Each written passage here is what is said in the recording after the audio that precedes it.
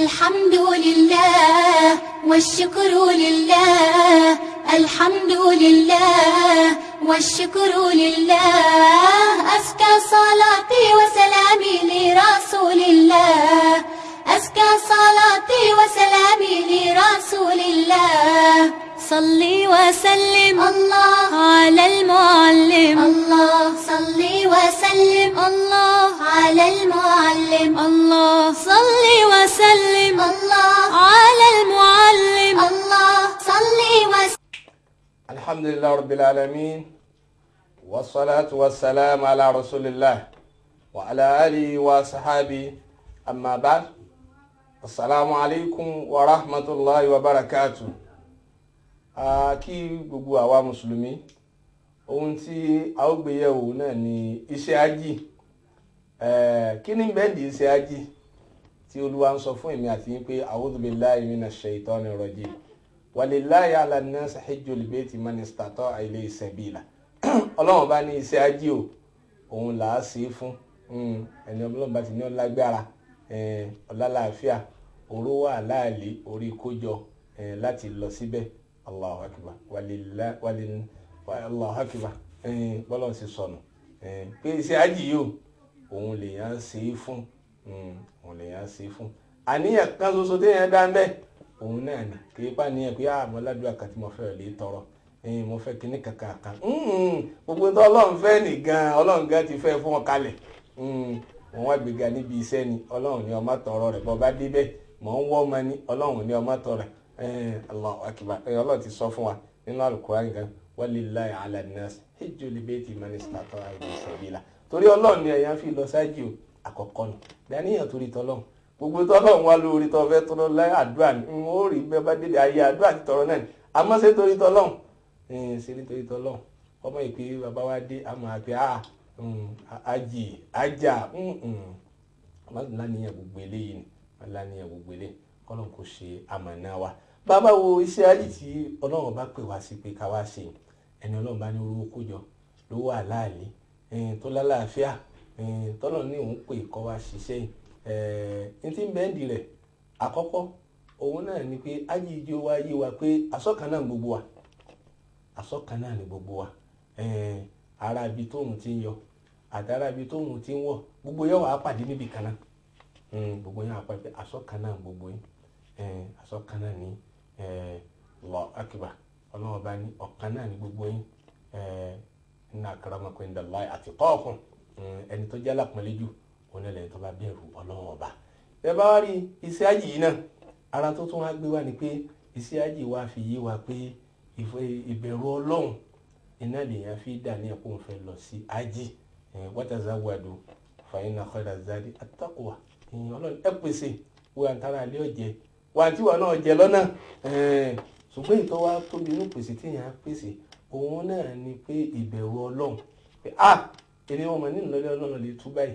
èmi ọmọ nínú lọ́lẹ́ dọ́lọ́ lóhùn yìí bí n bá tún wá dé ǹjẹ́ wọ́n tún wá bá mi rú nǹkan báyìí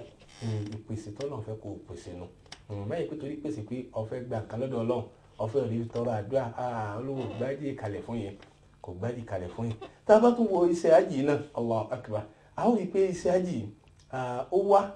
láti wá fi yé wa pé ẹ̀sìn ń ṣeré o ẹ̀sìn ń ṣeré ẹ̀sìn ò sí fèrè bá àti ìṣẹ̀sìn dà lónìí Allahu akbar ọ̀pọ̀lọpọ̀ ọ̀nà lágbà sọ ẹ̀sìn déré àwọn ajó ṣẹ̀sìn ń bẹ Allahu akbar ẹ̀sìn ń ṣeré o gbogbo àwọn tá a lánìyàn àjẹ́ Ọlọ́run ṣe rọrùn fún wa ó ṣe lálọ́bọ̀ bàbá dọ̀hún á rí i pé àṣìṣe la wá ṣe àṣì ìṣeré gbogbo àwọn tá a sọ déré ẹ dákun ẹjọ́ àlè má pé sẹ́ni láti jọ abá ti tẹ bàálù létí báyìí láti bẹ̀rẹ̀ ẹsẹ̀ àwọn sì rà pẹ̀rẹ̀ ṣẹ́ gbogbo bí àwọn àyè àdúrà yìí náà láàrin bẹ́ẹ̀ gbogbo àyè irun yìí náà láàrin bẹ́ẹ̀ a ó rí bẹ́ẹ̀ tábà tó wo iṣẹ́ ájì náà a ó rí pé ájì òun ló jẹ́ kó yé wa pé kò sákòjọ ọ̀kan mọ̀tàmúrò ìsìlámì national conference ájì ló gbé wa tálíkì àmì èdè kò síbi tí wọ́n pe àwọn kan sí ó wọ àwọn kan náà wọ́n fẹ́ pe àwọn kan jọ síbi kan ọ̀pọ̀ tó bá ní wọn ò lè ṣe wàhálà láéláé kò lè ṣẹlẹ̀ ó wọ àwọn náà ó pe àwọn kan jọ àìtí gùrù ìwọ́n tó bá gùrù lákùnjẹ́ àgbọ̀ fáwọn kan náà ń kójọ síbi kan tó tóbi àwọn tí wọ́n ń péjọ sáájì Olúwa ló pè wọ́n bẹ́ẹ̀ olúwa náà lè dá lóhùn national conference nu ẹ̀wọ̀n nǹkan láti ibẹ̀ ìwọ náà ti wá wò pé ẹ dákun ṣé èèyàn mélòó wọn ń pè yín àyè ọba kan náà Allah ọ̀nà wọn pè labbaik Allahumma labbaik labbaik la sharika laka labbaik innal hamda wan ni'mata laka wal mulk la sharika lak ẹ̀wọ̀n nǹkan wọn nìkan ṣoṣo náà ni wọ́n ń pè wọn wá pẹ̀lú mi lérí òkè kan náà gbogbo wọn èyí ni jó yé wa pé iṣẹ́ hajj ló tún wá jó fi hàn wá pé àsọlọ́wọ́n ọba tó yẹ ká sìn àsọ̀bọ̀ kan ṣoṣo náà gbogbo nǹkan kọ́ máa wá pè lásìkò kan náà nígbà kan náà ọ̀wá nígbà kí wọ́n máa pè bàbá mi ní ń pè ìyá mi Allah náà ní gbogbo kálukú náà ní ń pè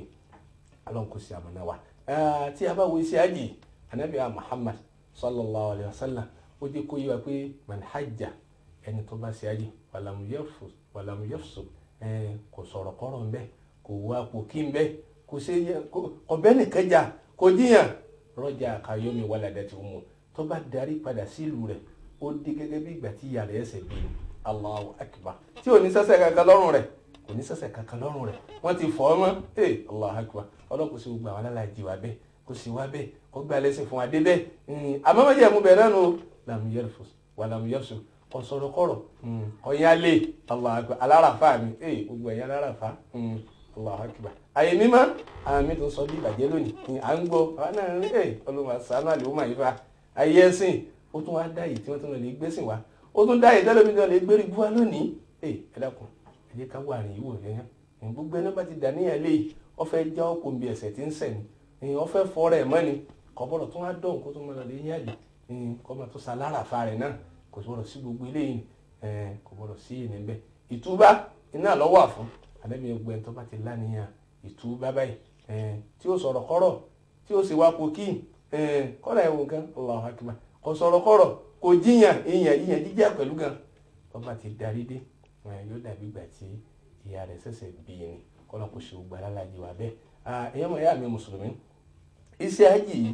òun náà níṣẹ́ kan tó wá fi yé èmi àti yín láti pé gbogbo mùsùlùmí yìí kọ́ nípa ẹ̀sìn rẹ̀ ni mùsùlùmí kọ́ nípa ẹ̀sìn rẹ̀ ni ìdí tí wọ́n fi ní ká pàdé nù eléyìí tó wá láti ìlú jìnnìyàn eléyìí tó wá láti ìlú tó súnmọ́ ẹ wà mara yín ẹ wà béèrè ń pọ̀ ọ̀rọ̀ ẹ̀sìn yín ẹ béèrè ń pọ̀ ẹ̀sìn yín ẹ wà di ẹ̀sìn yín ẹ wà sí Ànábì Muhammad sallallahu alaihi wasallam kẹ́ bọ́lọ̀ ṣe fi ràn ntọ́wà fún náà ara ti ń bẹ lábẹ́ iṣẹ́ ajé nù ṣùgbọ́n lónìí ọ̀pọ̀lọpọ̀ kan lọ síbi iṣẹ́ ajé à ń lọ àwádìí ẹ̀sìn wa láti bẹ̀ pàtàkì jùlọ ibi ẹ̀sìn ti wá gan-an láti tó ń ṣiṣẹ́ ajé káwá wádìí ń bẹ̀ pé ṣé ń táwa gbédé láti lu wa ṣé wọ́n ń ṣe ń lu yìí wádìí pé àwọn onímọ̀ àwọn àfa lọ́hùn àwa ń ṣe báyìí ń lu wa àwa ń ṣe báyìí báwa ṣe ń ṣe ni ẹ dákun ṣe ń bẹ nú ẹ̀sìn ìlú tọ́lọ̀ ti gbà Ànábì dìde rèé ìlú tó ti jíṣẹ́ fún wọn rèé ntẹ́yìn jogún lọ́dọ̀ àbáwá àbáyín rèé ntẹ́yìn jogún lọ́dọ̀ àbáwá àbáyín rèé láti ilé òjíṣẹ́ ńlá Muhammad ṣé wọ́n ṣe báyìí ẹ sì dájọ́ fún wa ẹ jẹ́ wádìí ẹ jẹ́ ká wádìí kọ́lọ́n kò ṣe àmàna wa iṣẹ́ ajé walillahi ala nasi hijjul bayti man istata'a ilayhi sabila torí tọ́lọ́ là á fi ṣe o àníyàn torí tọ́lọ́ ìlà á dà Allahu akbar ẹnìkan jọ kan obìnrin kan ó lóun lọ lè kí alájà kan tó darí Mákà wọ́n àwọn ṣe ájò kúlẹ̀ táwọn ń kí ọ wá sọ fún un pé dákun bá mú rìsíptì mímẹ́ bá mú rìsíptì mímẹ́ wọ́n ní rìsíptì wo òun bá wọ́n pépà kí lẹ̀ wọ́n ní ó rí ni ìgbà tó wo bẹ̀ ọba di sábàkà àṣẹ tí àwọn alálàjà máa dé lára jùmọ̀ lẹ́nu rìsíptì ló ní ilé sáájì mọ́ gba rìsíptì o ilé sáájì mọ́ gba rìsíptì dákun gbogbo ẹ̀sìn tọ́lọ́wọ́n bá gbà kárí mi ọgbọ́dọ̀ sí mbẹ́ kárí mi walillahi ala nasi hijjul bayti man istata'a ilayhi sabila torí tọ́lọ́hún ni Allahu akbar ẹnìkan jọ kan ọba sọ fọ́ọ̀rọ̀ rẹ̀ gan Allahu akbar pàtàkì ìlú àwọn obìnrin ó ti ẹ̀kọ́ láàrin wa ẹ dákun nǹkan ya kí n lábùkù ṣe kí ni ìyá kí ni ṣe kọ́mọ̀ mọ̀ fàlájà sókọ̀ mi nǹkan ya kí n lábùkù Allahu akbar gbogbo ládàá ló ti bàjẹ́ tẹ̀yìn walillahi ala nasi ibi tó yọ Ọlọ́run ló fi ṣe kò ní ìdí ọ̀nkàn yìí má kàn yín ìyá bàbá má kàn yín